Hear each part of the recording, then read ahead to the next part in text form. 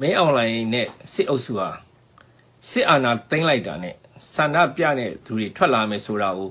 ကြိုတင်တွက်ဆပြီးသားဖြစ်တယ်။သူတို့အနေနဲ့ဒီဆန္ဒပြပွဲတွေကိုအချိန်တိတ်ယူစရာမလိုဘဲနဲ့အချိန်တိုတိုနဲ့သူတို့နှိမ်နင်းနိုင်မယ်လို့သူတို့က short တွက်ထားခဲ့တယ်။နောက်စီးပွားရေးကိုသူတို့ပုံမှန်လဲပတ်စီမယ်စီးပွားရေးကိုသူတွန်းအားပေးပြီးတော့သူတို့ဟာဒီတိုင်းပြည်ရဲ့တိုးတက်ကြောင်း NLD ပါတီတွေပို့ပြီးတော့လုံနိုင်ပါတယ်ဆိုတဲ့ပု္ပ္ပာကိုသူကပြသွားမယ်ဆိုတဲ့ပုံစံမျိုးနဲ့သူတို့ကတွေးထားခဲ့တယ်။နောက်ပြီးတော့ NLD ပါတီကိုရွေးကောက်ပွဲမှာမဲလိမ်နဲ့မဲမတမာမှုတွေရှိတယ်ဆိုတဲ့အကြောင်းပြချက်တွေနဲ့ပါတီဝင်တွေကိုပါတီခေါင်းဆောင်တွေကိုသူတို့ကအရေးယူမယ်။အခုတော့ဒီနေ့သတင်းစာရှင်းလင်းပွဲမှာဘုံချုပ်ဇော်မင်းတို့ပြောရတာကဒီ NLD ပါတီဝင်တွေထဲမှာဖြိုးမင်းသိန်းကနေဒေါ်စုပတ်စံနေဘလောက်ပေးလိုက်ပါတယ်ရွှေတွေပေးလိုက်ပါတယ်နော်ဒီဝင်ကြီးချုပ်တွေဖြစ်တဲ့ဒေါက်တာဇော်မင်းရဲ့မောင်တို့ဒေါက်တာအေးဇန်တို့ဒီလူတွေကလည်းအာဂရိလိုက်စားမှုတွေကျူးလွန်ထားတဲ့အတွက်အာဂရိလိုက်စားမှုစစ်ဆေးကော်မတီကနေပြီးတော့နော်အရေးယူဆောင်ရွက်စစ်ဆေးနေပါတယ်ဆိုတဲ့ဟာမျိုးတွေသူတို့လှုပ်လာဒါသူတို့အစတွေက plan လုပ်ထားပြီးအနာသိမ့်နေဆိုတွေကဒီ NLD ခေါင်းဆောင်တွေဟာအပြစ်ရှိတယ်နော်မယိုးသားတဲ့လူတွေဒီအာဂရိလိုက်စားနေတဲ့လူတွေဖြစ်တယ်ဆိုတာမျိုးကိုသူတို့ပုံဖော်ကြတာဒါဒီနေရာမှာကျွန်တော်တစ်ခါလေးဖြတ်ပြောလိုက်မယ်NLD ပါတီဝင်တွေလက်စားတယ်အကျင့်စာရိတ္တပြက်တယ်လို့ပြောအောင်အခုစစ်ဗိုလ်ချုပ်တွေတန်းရွယ်တထေးဖြစ်နေတာဘယ်လိုဥစ္စာတွေနဲ့လဲသူတို့ရတဲ့လာကရဲ့အစာပေါင်းထောင်တောင်းမကသူတို့ချမ်းသာကြော်ဝနေတန်းကျက်တထေးပြီးဖြစ်နေတာဘယ်ကခိုးထားတဲ့အရာတွေလဲဘယ်ကနေဓမြတက်ယူထားတဲ့အရာတွေလဲဆိုတာသူတို့အနေနဲ့အရင်ဆုံးရှင်းဖို့လိုတယ်သူများကလည်းညိုးတစ်ချောင်းထိုးပြီးကိုယ့်ကိုလည်းညိုး၄ချောင်းပြန်ထိုးတဲ့ဟလားဒီလိုတခိုးတွေကနော်ဒီဦးသိန်းစိန်အစိုးရလက်ထက်မှာအစိုးရရဲ့ပိုင်ဆိုင်မှုတွေကိုသူတို့ကမပြရဲဘူးသမ္မတဦးသိန်းစိန်ကသူ့ရဲ့ပိုင်ဆိုင်မှုကိုပြမယ်ဆိုပြီးတော့လွှတ်တော်တင်ပါတယ်ဆိုပြီးတော့ပြန်ရုပ်သိမ်းသွားတယ်ဒီလိုဟာမျိုးတွေဒီလိုမယိုးမသားလုပ်မှုတွေသူတို့နောက်မှာတက်ရှိတဲ့အတွက်သူတို့ထင်သလိုလုပ်ရတယ်ဆိုတဲ့ဗိုလ်ချုပ်ဟောင်းတွေရောလက်ရှိဒီဗိုလ်ချုပ်တွေဟောင်းတွေရဲ့တဆင့်ကတပည့်တွေဖြစ်တဲ့မင်းအောင်လှိုင်တို့စစ်အုပ်စုကရောဒီကောင်တွေအကုန်လုံးကတခိုးတွေကြီးပဲတခိုးတွေဓမြတွေနော်1962ခုနှစ်ကပြည်သူပိုင်းသိမ်းခဲ့တဲ့ပြည်သူတွေရဲ့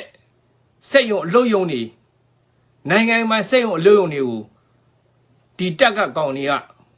ကိုယ်ပိုင်ပစ္စည်းတွေလို့အကုန်လုံးယူထားကြတယ်နော်ဒီလိုလောက်ရက်တွေဟာဒါအာဂတိလိုက်စားမှုထက်ကြော်လွန်ပြီးတော့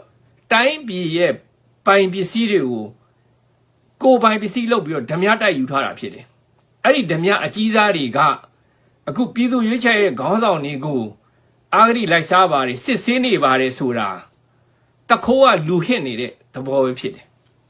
။ကျွန်တော်တို့ကဒီလိုဟာမျိုးကိုကျွန်တော်ပြည်သူရရှင်းရှင်းလင်းလင်းသိထားမယ်။တခိုးတွေကလူဟစ်နေတယ်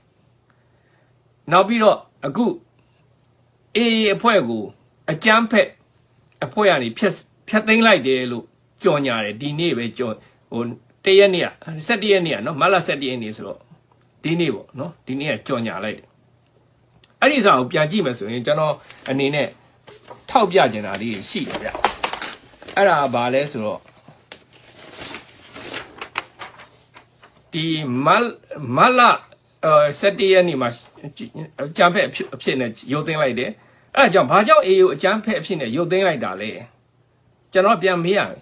မယ်ဆိုရင် AU အကြမ်းဖက်အဖြစ်နဲ့ရုပ်သိမ်းလိုက်တယ်ဆိုတာ A ကသူတို့နဲ့ peace လုပ်လိုက်တယ်ငြိမ်းချမ်းရေးယူလိုက်တယ်သူတို့မတိုက်တော့မတိုက်တဲ့အတွက် A ကအကြမ်းဖက်အဖွဲ့မဟုတ်တော့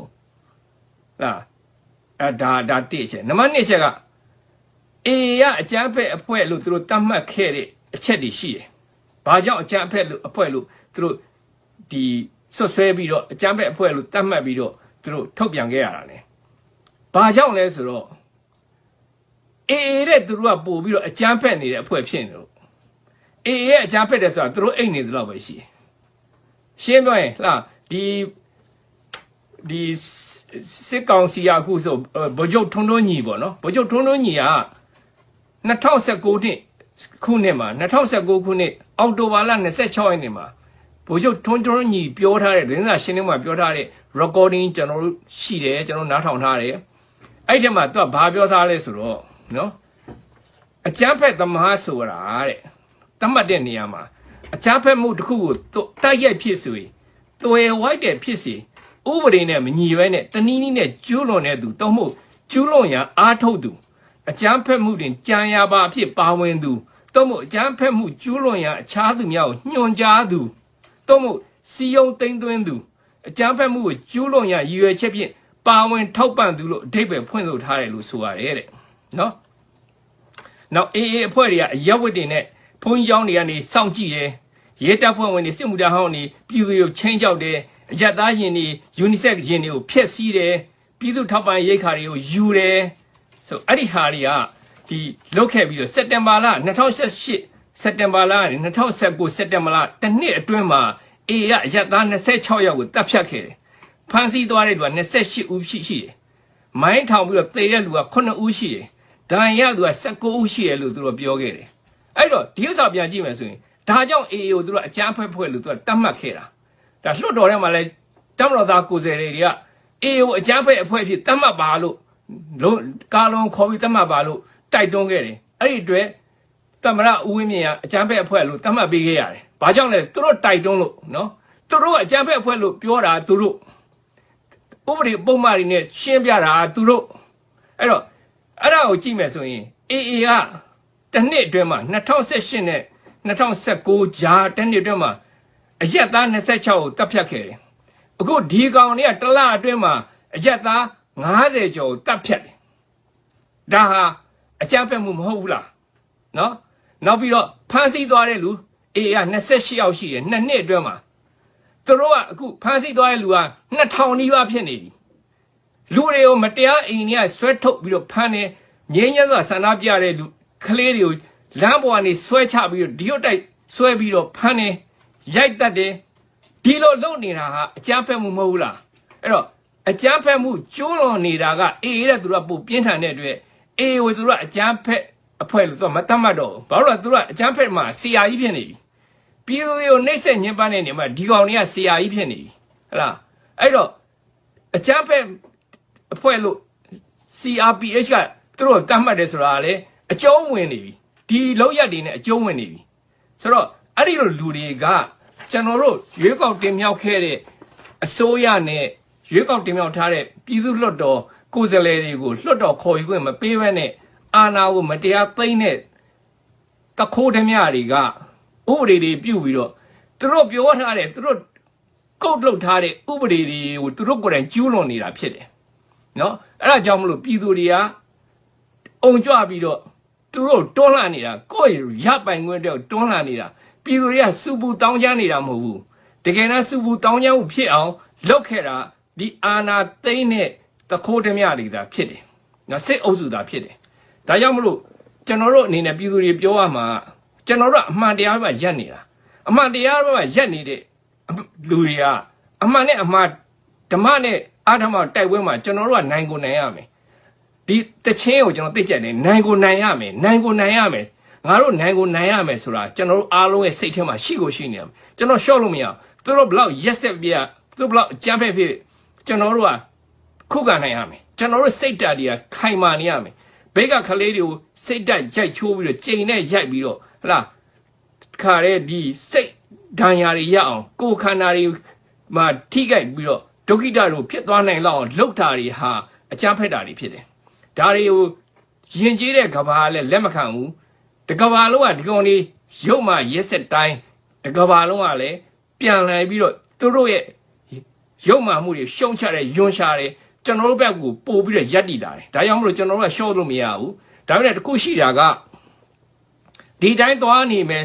သွားမှာလားကျွန်တော်ပြန်ချလို့မရဘူးလားလို့ပြောတာလေလူရှိတယ်ကျွန်တော်လည်း ABS ရဲ့မှာဥဆောင်ခဲ့တဲ့ဥက္ကဋ္ဌတယောက်အနေနဲ့ကျွန်တော်အနေနဲ့ပြန်ချခြင်းတယ်ကျွန်တော်ရဲဘော်တွေကလည်းဘယ်လိုလဲကျွန်တော်ဆင်းရတော့မလားဥက္ကဋ္ဌကျွန်တော်တို့ပြောပါကျွန်တော်ဆင်းရတော့မလားကျွန်တော်တို့အားလုံးဆင်းဖို့အချိန် ရောက်ပြီလို့ပြောလာကြတယ်အဲ့တော့ကျွန်တော်တို့အနေနဲ့ကအခုဒီကျွန်တော်ရဲဘော်တွေကိုကျွန်တော်တို့ပြင်ဆင်နေတယ်နော်ကျွန်တော်လိုအပ်တဲ့အချိန်မှာကျွန်တော်ဆင်းဖို့ကျွန်တော်အကုန်လုံးညှိနေကြတယ်အဲ့အတွက်ကိုကျွန်တော်အတိပေးခြင်းတယ်တခုရှိတာကပြည်ထဲမှာရှိနေတဲ့တကယ်ကိုတူတွေတားတွေ generation Z တွေကိုရဲ့ဒီတိုက်ပွဲကိုလည်းကျွန်တော်တို့ကအနှောက်အယှက်မဖြစ်စေခြင်းဘူးအဲ့တော့သူတို့ကျွန်တော်ဘလို့ကာကွယ်ပေးရမလဲဆိုတာကိုကျွန်တော်ဆွေးနွေးနေတယ်ညှိနှိုင်းနေကြတယ်နောက်တစ်ခုပြောချင်တာကဒေါက်တာအခုဆာပြောရတဲ့အချက်ပေါ့နော်အဲ့ဒီအချက်ဟာကျွန်တော်တို့အတွက်အင်မတန်ကောင်းတယ်ကျွန်တော်အရမ်းမျှော်လင့်တယ်ကျွန်တော်တို့88မိနစ်ကကျွန်တော်တောခိုလာတော့ကဘာဖြစ်လဲဆိုတော့ကျွန်တော်တို့လက်နဲ့မရှိဘူးလူတောင်းကျော်လောက်ကျွန်တော်တို့ ABS ရဲ့အဖွဲ့ဝင်တွေရှိတယ်ဒါကျွန်တော်လက်နဲ့မရှိဘူး6လအတွင်းကျွန်တော်ပြန်တိုက်မယ်ဆိုပြီးကျွန်တော်မျှော်မှန်းထားပြီးနဲ့ကျွန်တော်6လလည်းမတိုက်နိုင်ဘူးတစ်နှစ်လည်းမတိုက်နိုင်ဘူးဘာကြောင့်လဲဆိုတော့လက်နဲ့မရှိဘူးလက်နဲ့ဘာကြောင့်မရှိလဲအနောက်နိုင်ငံတွေကလက်နဲ့မပေးဘူးလက်နဲ့မပေးသူတို့ကစားဖို့တောက်ဖို့လောက်ပဲပေးတယ် funding လောက်ပေးတယ်ဆိုတော့ကျွန်တော်လက်နဲ့တိုက်ပွဲရမှာဖြစ်လာဘူးနောက်ဒီလက်နဲ့ကင်တိုက်ပွဲကိုဆင်နွှဲနေတဲ့တိုင်းရင်းသားဒီ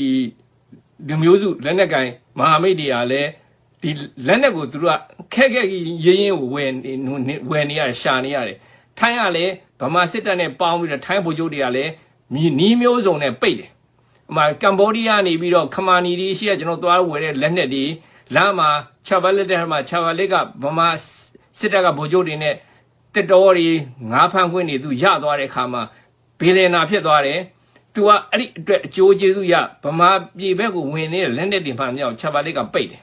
အဲ့အတွက်ကျွန်တော်တို့ကလက်နဲ့မရှိတဲ့အတွက်လက်နဲ့ကင်တိုက်လို့မရအောင်ဒါပေမဲ့အခုအချိန်ကလုံးဝမတူတော့ဘူးအဲ့တော့ကျွန်တော်အားလုံးအသိပေးတာဘယ်လိုလဲဆိုတော့ပြည်သူတွေကငြိမ်းချမ်းစွာဆန္ဒပြနေတယ်ဒီ generation Z ပေါ့နော်ဒီကလေးတွေဆန္ဒပြနေတာကိုကဘာ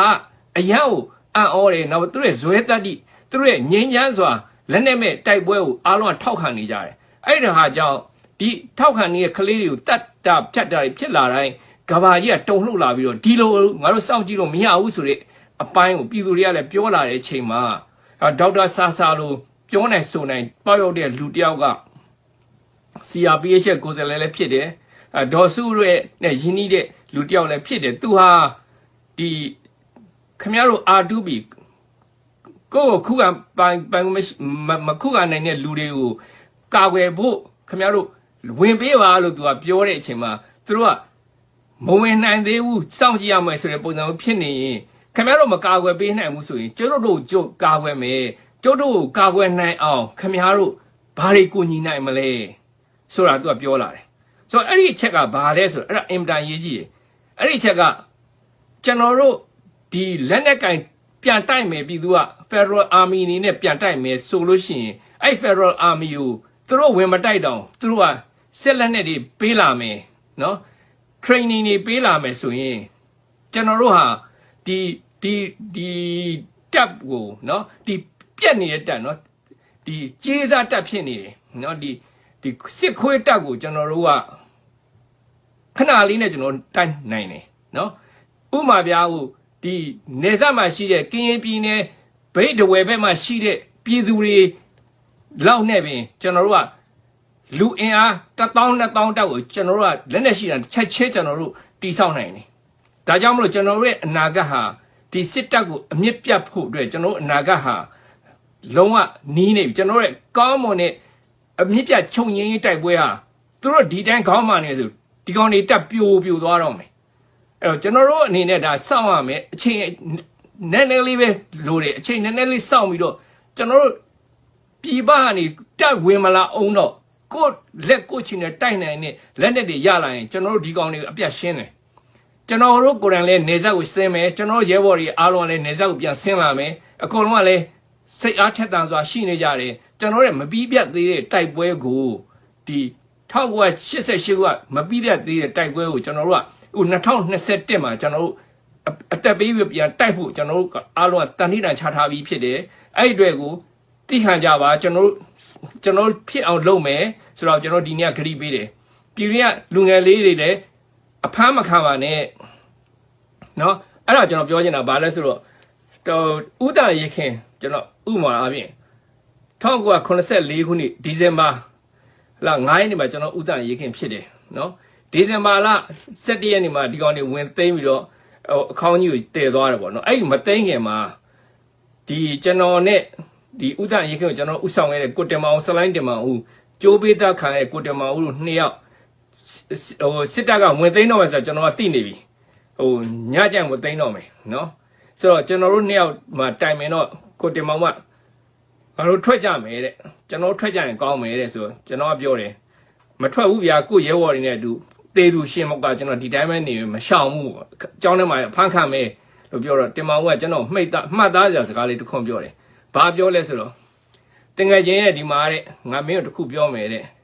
he who fights and runs will fight another day တဲ့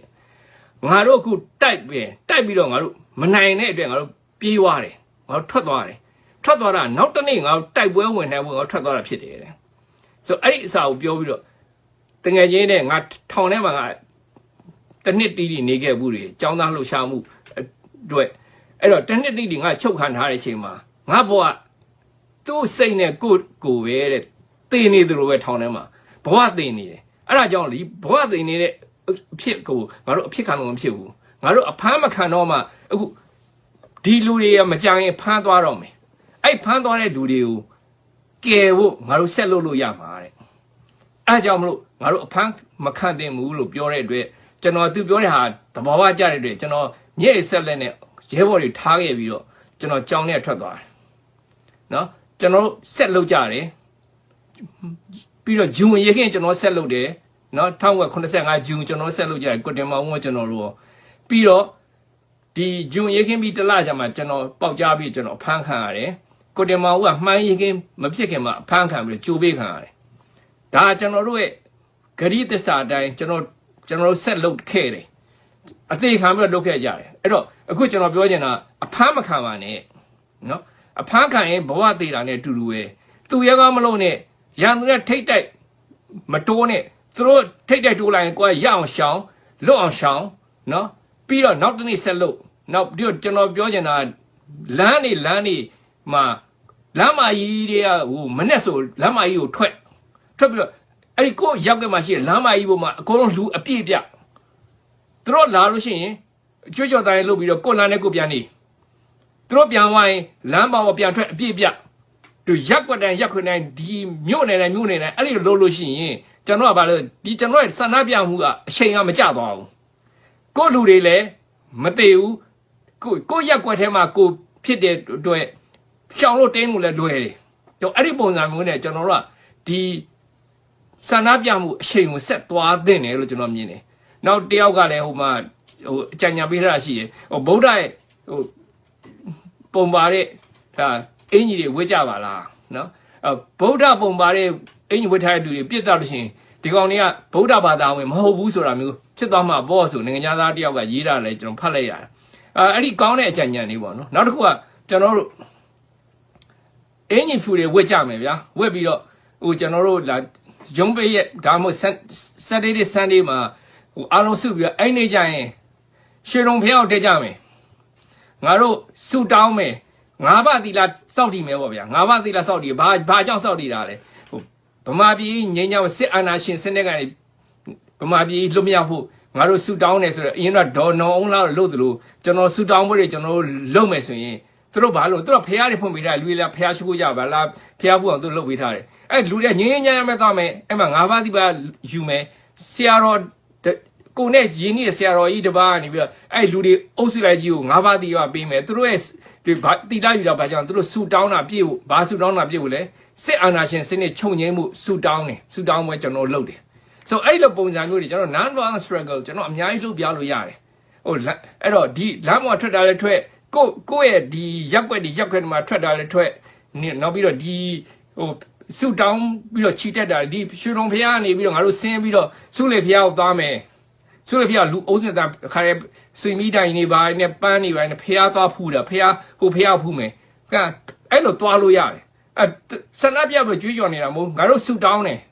ငါတို့စစ်အာဏာရှင်စနစ်ချုပ်ငြိမ်းရေးအတွက်ဆူတောင်းတယ်ဆိုအဲ့ပုံစံမျိုးနဲ့ကျွန်တော်တို့တပိုင်းကျွန်တော်တို့လုပ်လို့လည်းရတယ်ပေါ့နော် တော့နီးတယ်ပေါ့ဗျာကိုစဉ်းစားကြပါအဲ့စဉ်းစားပြီးကျွန်တော်လို့တပိုင်းဒါတော့ဒီကောင်တွေကတအားရက်ဆက်လာနှိမ့်ဆက်လာတယ်ဆိုရင်ကျွန်တော်တို့ဒေါက်တာဆဆာတို့အကူညီတောင်းလို့ဒီနေဇက်ကလက်နက်ကိုင်တော်လိုင်းရဲ့ဖွဲ့စည်းအခု KNU လည်းတိုက်နေပြီ KIA လည်းတိုက်နေပြီဟလားဒီလိုကျွန်တော်တို့တိုက်ပွဲတွေဆင်နွှဲလာပြီးတော့နိုင်ငံတကာကနေပြီးတော့ကျွန်တော်တို့အထောက်ပံ့နေရလာမယ်ဆိုရင်နော်